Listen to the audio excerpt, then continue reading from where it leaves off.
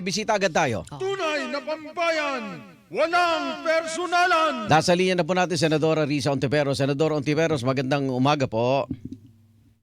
Po, Igan Good at morning Miss po. Lala. Good morning Good po. morning at sa ating mga tagapanood. Bago sa ibang usapin, dito sa Bicameral Conference Committee, nagtapos na Yes. po, alas 2.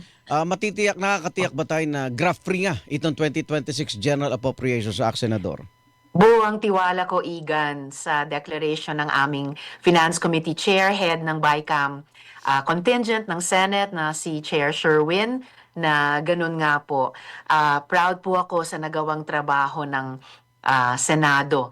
Of course, kasama ng House dito sa BICAM. Dahil ang dami pong sinubukan naming isulong na reforma na gawing open BICAM. Ito, gawing mas transparent, mas accountable ang budget para sa susunod taon kumpara sa kasalukuyan at sa konteksto nga nung hanggang ngayon, no? Kasing init ng apoy.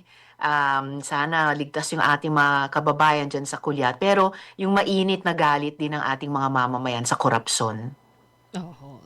At sana hindi mabito ng Pangulo. Abot talaga sa deadline. Opo, para Ayun, hindi maganda. kailangang i-reenact. Yung mga controversial na mga insertion ng ating mga mambabatas, kamusta yung pagbabantay natin, Senadora?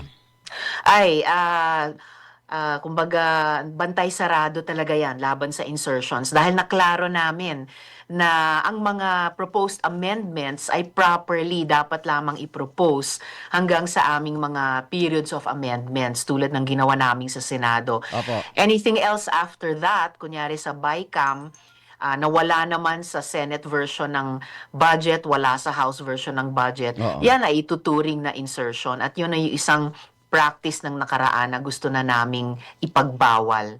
Oo. Okay, sa ibang Senator, usapin. sa ibang usapin, ito ho, nagsimula na ho, di ba, investigasyon dito kay Joseph C., isang mining executive.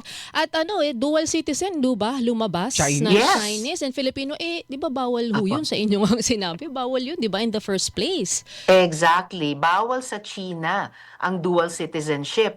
Dito sa atin, pinapayagan natin. Pero ang China, hindi eh. So, anong klaseng special treatment yan ng China kay Joseph C., pati sa anak niya, si Johnson C., na Oo. napag-alaman din namin ay parehong dual citizens. Oo. And yung pagiging mining executive niya, Miss Lala, cause for concern din dahil dito sa Pilipinas, ang mining po ay nationalized industry. Ibig sabihin, ayon sa konstitusyon, 60-40 dapat ang share. At least 60% majority share ay Pilipino. Okay. Kung nagkukunwari lamang si Joseph C. na siya ay Pilipino at actually siya ay Chino, anong ginagawa niya dyan Okay. sa nationalized industry ng pagmimina? Sa Palawan pa ha, na critical sa ating laban para sa West Philippine Sea. So, Senador, ito po yung parang issue kung bakit siya national Nako. concern. Kasi di ba nasabi po ng National Intelligence Coordinating Agency or NICA na of national concern itong kay issue ni Joseph C.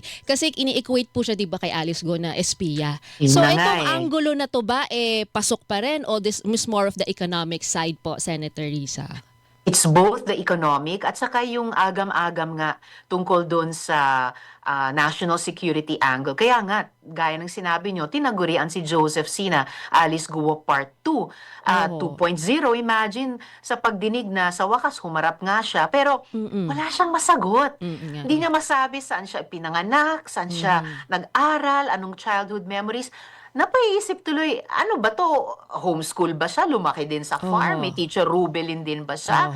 So the fact na hindi niya masagot ang mga napakasimpleng tanong na kahit sino sa ating mga Pilipino ay ang dapat ay napakadaling sagutin, nagbibigay talaga ng duda na meron siyang pinagtatakpan. Doon So sa- kailangan pa itong Doon sa investigahan. proseso ni Alice Go na nakatakbo nga sa lokal at dito naman kay Joseph C. na nakapasok sa ating mga industriya, lalo na sa pagmimina, hindi ba yung kanilang sistema para makakuha ng Filipino citizenship, hindi mo ba masasabi, Senador, na mas marami pa silang narito sa Pilipinas at hindi lang sina Alice Go at Joseph C. ito?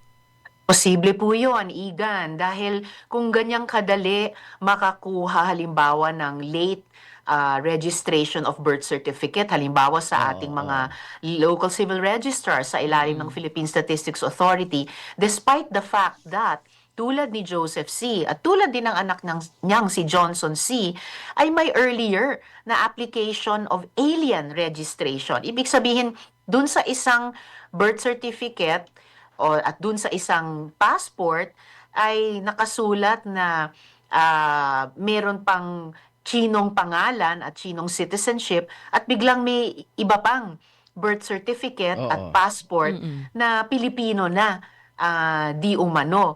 Pero naibabangga halimbawa ng Bureau of Immigration ang mga dokumentong ito na contradictory sa isa't isa dahil napatunayan ng BI na yung fingerprints ng isang Chinong si Chen Zhongzhen ay identical. Pareho. Sa As in kanya. perfect Oo. match. Opo, sa fingerprints ni Joseph C. Oo. At gayon din yung pag kinontrast mo yung birth certificates nilang mag-ama, yung original na sinubmit nila nung inamin nilang alien sila Oh. at nag-apply sa Filipino citizenship, iba na ang mga pagkakakilanlan sa nakuha nilang Filipino birth certificate Oh. Pero sa pamamagitan ng late registration. Senadora Ontiveros, yung mining industry kung saan nandun sina Joseph C. at anak niya, Opo. ano naman ba? Sino ba nakikinabang? Pilipinas ba o China?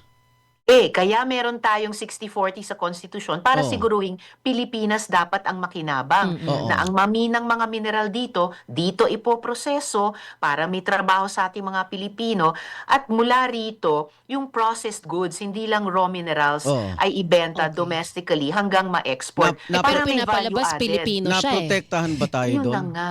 Oo. Hindi nga sa kaso ni Joseph C. Egan dahil ito palang pagmimina niya, halimbawa sa Palawan at Oo. meron pa siya sa ibang mga lugar dito sa ating bansa sa Surigao, Oo. diretsyong inaangkat niya or rather diretsyong niluluwas niya sa China, sa sarili niyang smelting plant, doon din sa China. So ibig sabihin, ang trabaho ay nakukuha ng mga Chino doon. Ang value added sa processing ng mga finished mineral goods ay doon napapakinabangan Tapos, ng pagkakakitaan Bebenta sa China. pabalik sa Pilipinas.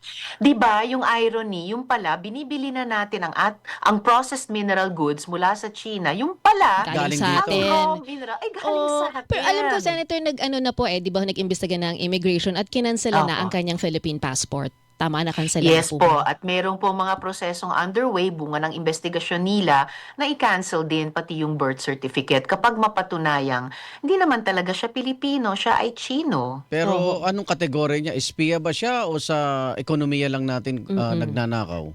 Sa ngayon, ang napag-aalaman ay sa ekonomiya, may mas matibay na ebidensya. Yung usapin ng espionage, tulad kay Alice Guo, ay hindi pa tapos imbestigahan. okay. Pero sinabi nga, gaya ng nabanggit yung Miss Lala, sinabi nga ng NICA na ongoing concern Pero- itong Oo. kay Pero Joseph nag-ano C. to di ba nag-ano po siya, member ng Philippine Coast Guard Auxiliary, pero Yes. nag-delist. So, eto ba maaaring makonect sa espiya issue?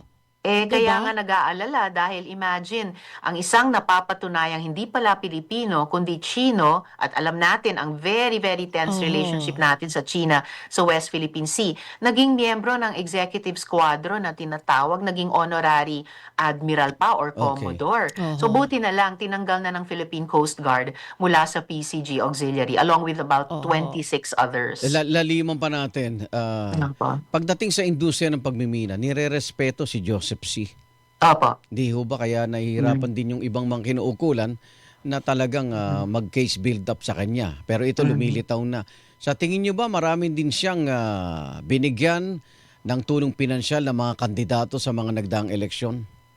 Yun ang hindi ko pa alam. Hindi pa yata naiimbestigahan ng ating mga law enforcement authorities. Pero sigurado ko na habang tumatagal ang kanilang investigasyon, i-cover nila ang lahat ng angles na magiging of concern sa kanila. Kung ang magiging kaso niya deportation, may epekto ba sa pagmimina natin? Dahil isa siya sa mga kinikilala nga sa industriyang yan.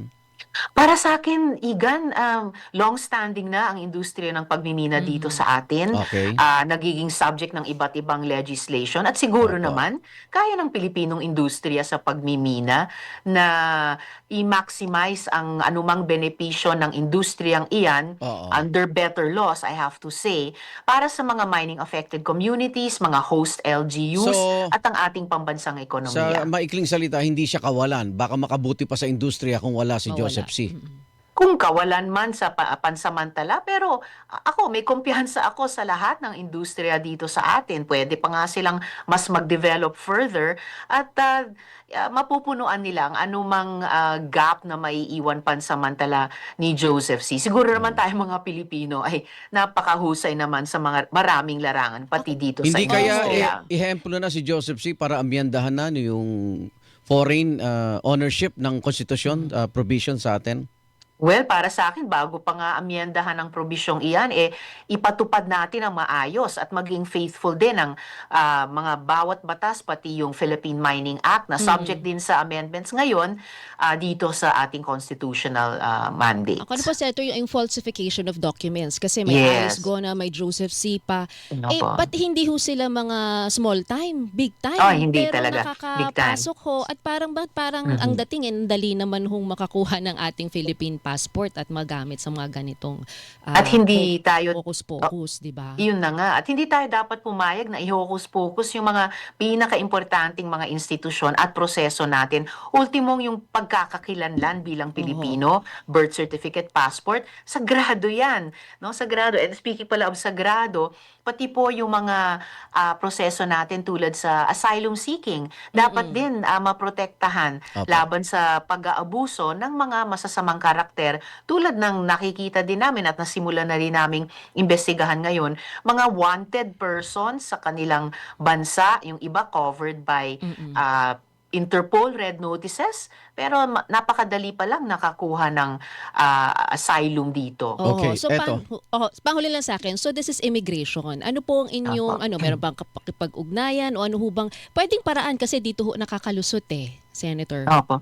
Opo. So talagang masusi naming iniimbestigahan ngayon at dun sa unang hearing pa lang kinol na namin ang notice no ng BI in particular, yung DOJ in general at yung iba pang mga law enforcement at regulatory agencies natin na dapat bantayang maigi at ipatupad ng maayos. Okay. Meron ba kayo itong nasilip na lahat. pangalan sinong tumulong kay Joseph C. para makuha ang kanyang Philippine passport? Wala pa po. And I'm sure subject din yan ng investigation ng ating mga law enforcers. Pero by the time maisulat namin ang committee report nito sa subcommittee ng Committee on Justice, ay maisasama na namin yun sa findings and recommendations. Kasi yung nagpabaya o ng abuso or nagpakurap, dapat managot. Okay, eto may mga nagtatanong dito, dalawa dito sa aming DCWB Text Connect, pinapatanong sa inyo, Senador, nahabol na ba ni Senador Risa yung tugisin yung iba pang Chief of Civil Register ng Davao na nag-facilitate sa registration ng mahigit 1,000 Chinese illegals? Si 72849 naman, nakasuhan na po ba yung involved sa late registration naman ng BC na nasa Santa Cruz, Davao? O, Ayun. minsan din yata problema kaya mabilis silang nagiging parang Pilipino. Yun na nga po. Natalakay din po namin yan sa unang pagdinig. At inulat po na yung prime suspect dun sa ginawa sa Santa Cruz, Davao del Sur. Oh. Siyempre, habang tinutugis na, nakatakas pa. Ay. Pero may dalawa pa siyang mga kasabwat na undergoing trial na ngayon. So yes, may resulta naman po, Igan. Okay, baka pag yun ay nagkatuloy-tuluyan, mabawasan na yung Yes. mga nagtatangka rito. Yes, kailangan deterrent talaga na mahuli, makasuhan, matry at kung found guilty, maparusahan. Okay. Senadora, salamat po, ulit. Senator. Salamat. Ingat po kayo. Salamat po. Ingat po. Maligayang Pasko. Ingat po. Maligayang Pasko. Merry Christmas.